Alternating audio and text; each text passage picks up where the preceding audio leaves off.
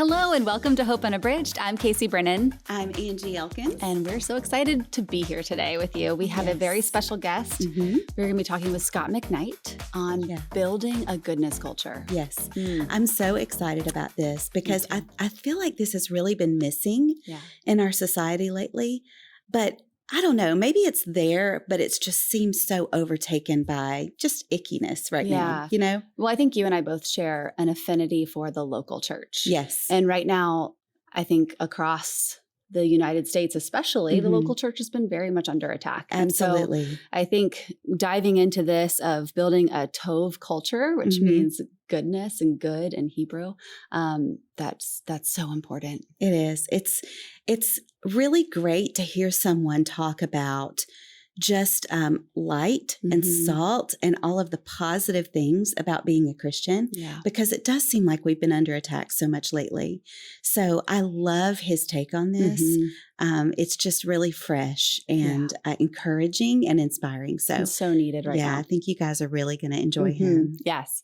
Well, Scott McKnight is an American New Testament scholar, historian of early Christianity, theologian, and author who has written widely on the historical Jesus, early Christianity, and Christian living. He is currently professor of New Testament at Northern Baptist Theological Seminary in Lisle, Illinois. And we are so excited to have you here. Welcome, Scott. It's great to be with you and to be on Hope Abridged. So it's fun. Thank you. Thanks. So fun. Well, we both loved your book. It was just so needed and necessary right now, especially in the culture that we're in. And can you define for us, for everyone, goodness and Tov? What does that mean? Yes, this is the word Tov is the Hebrew word for good, found in Genesis chapter 1. What God created was good, Tov. And it refers also to, so that's a sense of it's designed right. God is Tov. Everything God does is Tov. God wants his people to be living a Tov way. Jesus calls his disciples to do Tov works. The Apostle Paul says one of the fruits of the Spirit is Tov, or goodness. So Tov is a description, a term, a label, a pin on people that says, this person is doing and living the way God meant them to live.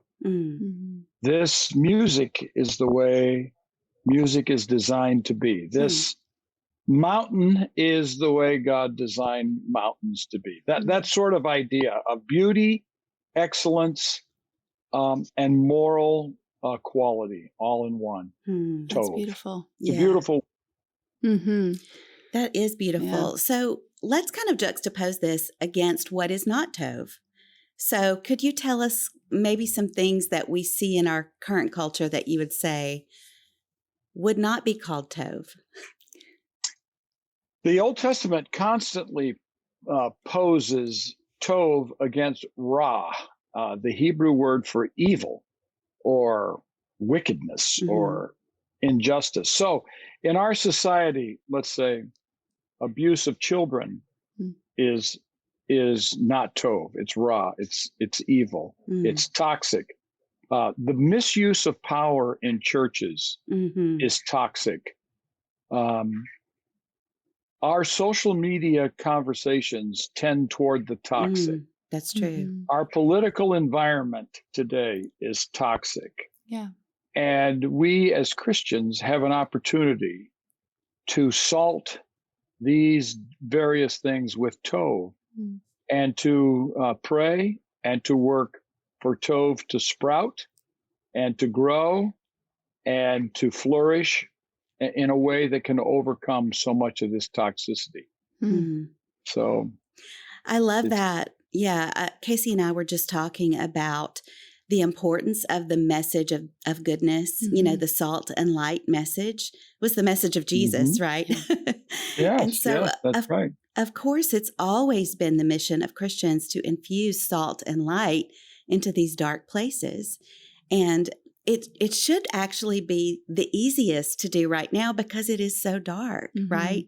To just infuse light into it. So I love that you brought up the online spaces, because I agree. I think it has become so dark and so opposite of what it should be. So I'd love to kind of hear your idea on how we can infuse Tove into the spaces online. I don't know if you saw Social Dilemma. I'm not sure if it was Netflix or something like this. My wife is the one who finds these things, and then we watch them. And my students were telling me about it.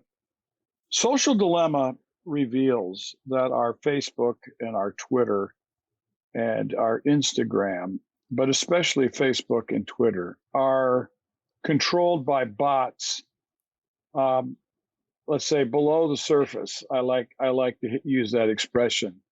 Out in California someplace, and they are programmed to watch our eyes and to pay attention to our emotions and to feed us information and sites and new pages and links that will rile us up and find our irritation points. Yes, Absolutely, yes. And you mentioned grace, and that resonates. That's what I think of when I think of Tove. I also think of empathy. Yes. And so what is the mark of empathy, and why is it important to nurture just a culture of empathy and grace? Empathy is the capacity to see another person's pain or struggle and to enter into that with them in order to show, let's say, sympathy and grace and love, and to help them in their process of out of that situation. We need to foster people with empathy in leadership positions. We need to value the character of empathy, and we need to become agents of empathy ourselves, so much so that when someone is not showing empathy, we immediately recognize it. Many times, I think because of the way we've been formed and our cultures have been shaped, we will see something that actually is profoundly unempathic. And we say, well, that's the way the world works, or that's the way business works, or that's what happens in institutions and organizations. And at that point, we have caved into the world rather than to carry forward the Tove of the culture that Jesus wants us to have. I love that. And like, how do you I'm going to ask a very vulnerable question. So how can you have empathy when it may be with somebody that you're in very much disagreement with? Well, this is where we are in our culture today. Here's what's happened. We have such a form of binary thinking, is that the person that I disagree with is bad. They're Ra, and I'm Tov. And therefore, we have the capacity in our culture today, in unheard of ways, simply to cancel people out because we think that they have taken the wrong position on some political issue. And therefore, we demonize them.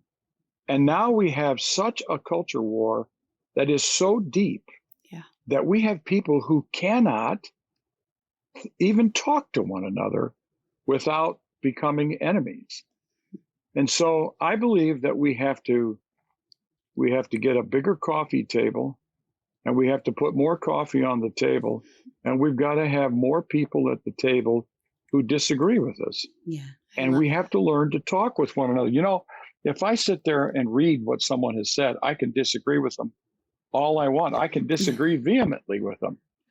But if they're at the table, I'll probably have a gentler conversation that might lead to me learning something from them that I didn't know I was ignorant about. And it may completely reshape my attitude toward them. So I believe in our culture today, we need to practice the discipline of crossing boundaries by inviting people we disagree with into conversations.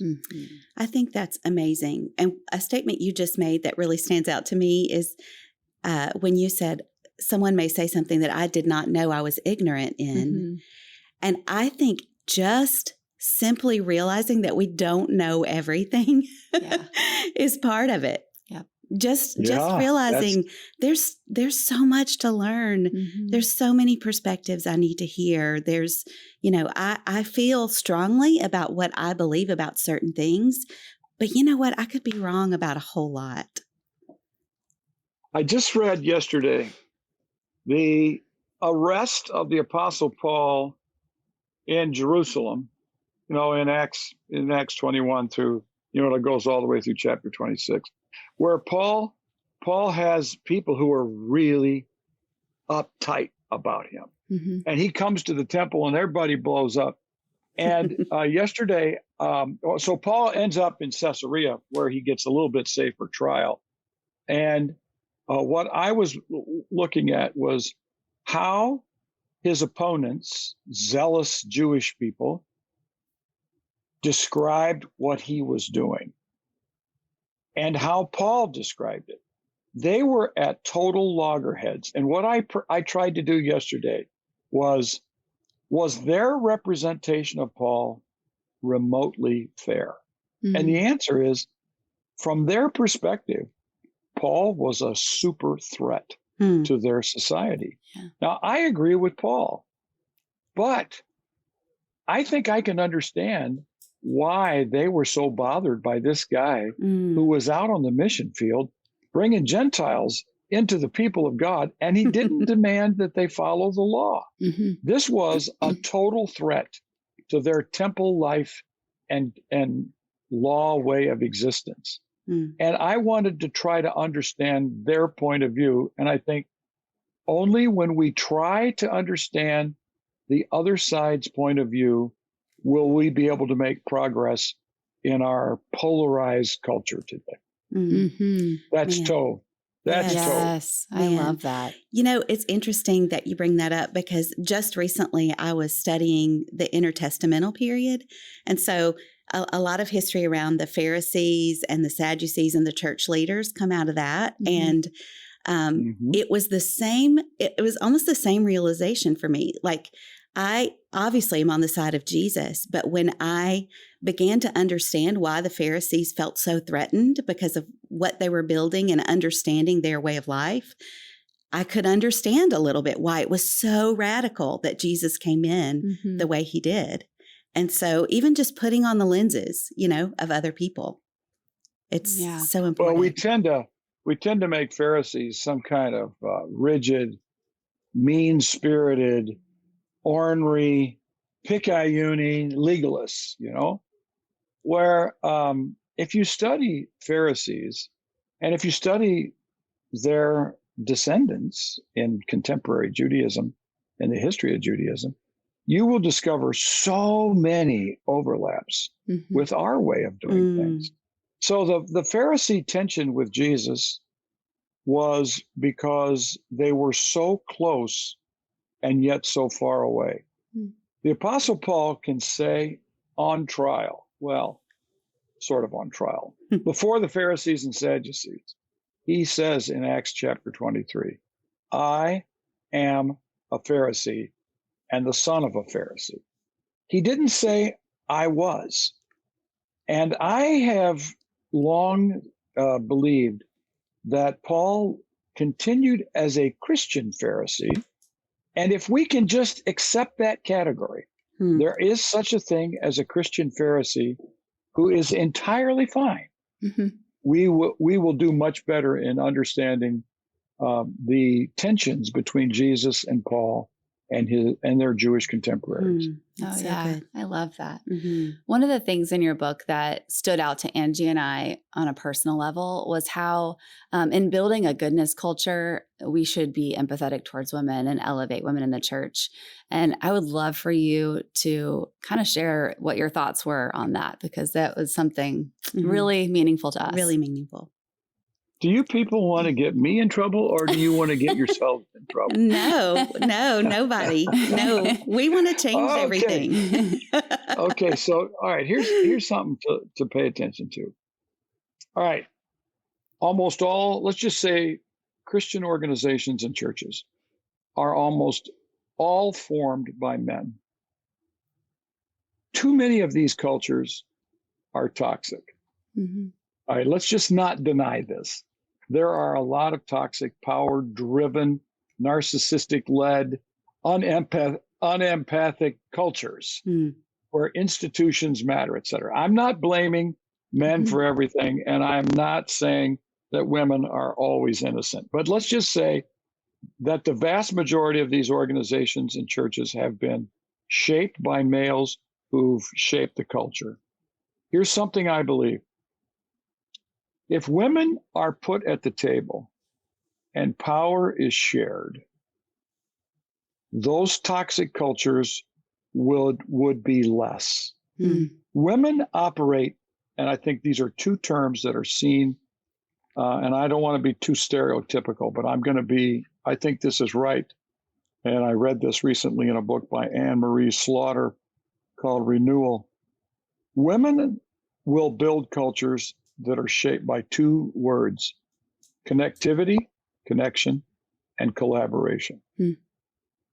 Males tend to create cultures that are hierarchical and top-down driven. Interesting. If more women participate in the formation and shaping of culture, this takes time, lots of time, we will build more Tov cultures. Yes. We have excluded half the sky. Is that what Carolyn Custis James called it? We have included half the world in the formation of a lot of these cultures. And women can be brought in only as tokens, as is the case often with diversity, people of different people of color.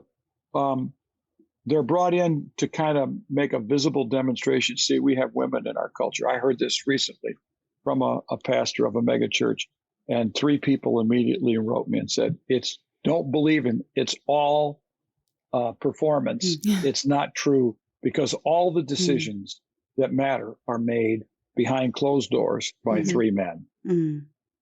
I believe we need to become aware of the significance of a male-driven culture that is shaped more by egos and business world than by the gospel itself. There are males who form cultures that are shaped by the gospel and not hierarchical and not power-driven and genuinely are Tov. I know, I've experienced these cultures, but I firmly believe if you have more women at the table and more diversity at the table, things change in a very good way.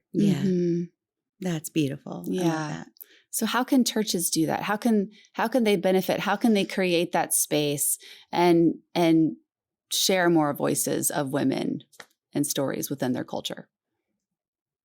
Well, this is what I've been working on. Yeah. I would say the first thing is for a church to take the leaders. Now, look, this is vulnerable. The leaders have to be vulnerable on this. Yeah. If they're not vulnerable, it's not going to happen, because power drives everything. And if you don't have any power, you can't make anything happen. If you have the power, you can make what you want happen.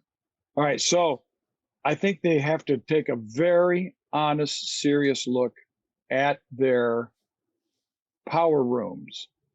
The room, to quote Hamilton, it's the room where it happens. And if you're in the room where it happens, you can make things happen.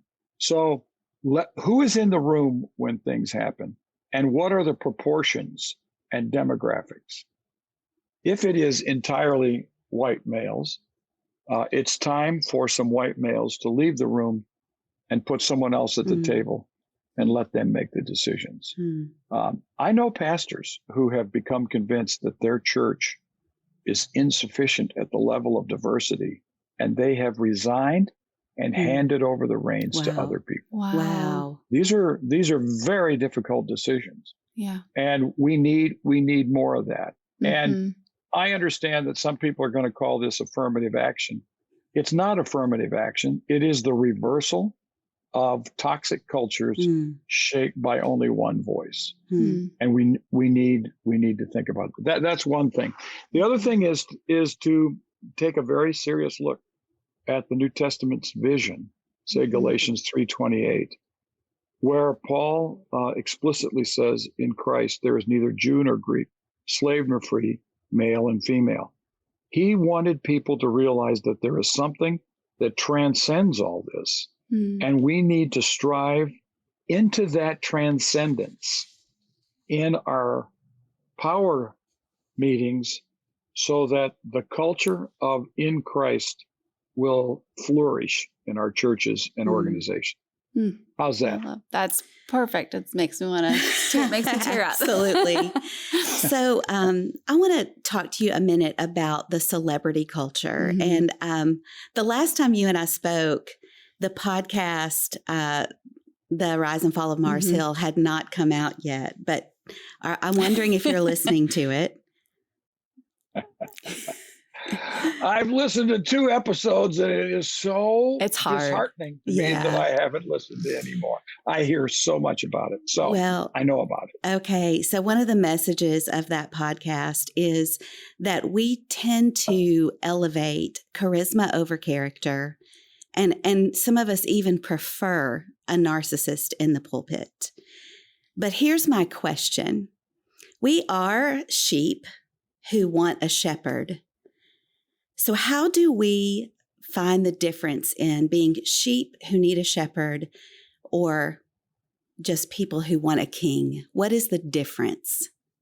That's a really nice way of putting it. People who want a shepherd rather than people who want a king. That's a perfect way of putting it. Yes, we have valued for so long what I call performance rather than character. And it has created persona on a platform rather than, let's say, a pastor with his or her people. This is a huge issue, is that we don't hire people on the basis of character to preach our sermons. We hire people who can dazzle us. And the more they dazzle us, the better. We are getting now in our churches what we've asked for. To change this, we have to revolutionize, number one, our expectations for pastors, and number two, our preparation of pastors. Is that instead of valuing character, we have valued performance, and that has led to the creation of personas on a platform rather than genuine people. And it creates celebrities, and it is intoxicating to speak to 10,000 people at one time and have everybody clapping for you. And to have a screen behind you that is Hollywood size dimensions. I remember talking to a pastor who's an Anglican, Episcopalian, who went to Willow Creek. It happened to be Willow Creek. And he said, when they turned on the screens and I saw the speaker at the size of God, he said, I got up and walked out because I felt it was idolatrous. And I said to him, I said, Rob, how did you feel that? He said, because in my church, no human being is anything other than life size. Wow. And he said, I felt it because I saw it. And he says, it was such a strange experience for me. And you know something? I think you know this. We are so used to these screens We now. are. We're desensitized. We don't even see it. It's so true. Do preachers need to be 30 feet, 50 feet big? No, they don't. They shouldn't be. No. They should shrink it. And show a picture of the cross the whole time. Wow. Well, this is a great conversation that we could continue to have for a couple more hours. Forever. So I hope you're free. No, we have to wrap it up. But you know, our show is called Hope Unabridged, and so we would love to hear where you are finding hope these days. Okay, I'm finding hope in students of mine who are ministering in churches who have turned away from any desire to be celebrities, Mm. who have turned toward the formation of character. I'm finding hope in books that are being written, and that's a lot what I do. I'm a professor, so we Yeah. read books. I'm finding books and reading books that are concerned with redemptive ways of getting beyond the culture that we're in. I seem to get a book every week about how we can help our society become more civil. These are people actively working at solutions because they see the problem. It's pretty easy to get on social media and bellyache and gripe about the problems. It's a completely different thing to form solutions that are redemptive. Yeah. I'm finding hope there. I'm finding hope. I have to tell you, in our church, which ministers to people and we know one another by name, I find hope in churches that are doing the right thing because the pastor is a shepherd who cares about the people and nobody else knows who he or she is. They're not trying to be celebrities, famous, do anything big. They're just tending to the people in their congregation. Yeah. Yes, I'm finding hope that way. But I'm also discouraged at times. Yeah. And disheartened by some of the ways Christians are participating in some of these things. So it's a difficult time for all of us. Well, thank you for speaking hope Yes. into the conversation, because I think we are disheartened as well and are looking for these points of light that you are, the light and the salt of your message to come and pierce holes in that really heavy darkness right now. So thank you for being on the show today. Thank you. And Thanks for sharing your being here. message. Yes. Thank you so much. Always good to be with you. Thank you, Scott. Thanks for joining us today on Hope Unabridged. We'd like to remind you, if you're watching us on Good Life 45, you can also listen to these episodes everywhere you listen to podcasts. If you're listening and you would like to see the filmed version of this show or any of our other shows, check us out on Good Life 45 or on our YouTube channel and our app. We hope that something you've heard today really blessed you, and we would love for you to share this show with those you love. Just hit that share button on your podcast app or on YouTube and send it to a friend. And we would also love it if you would leave us a rating and a review. With this program, we are finding hope in the unedited stories of our lives, and we want you to do the same.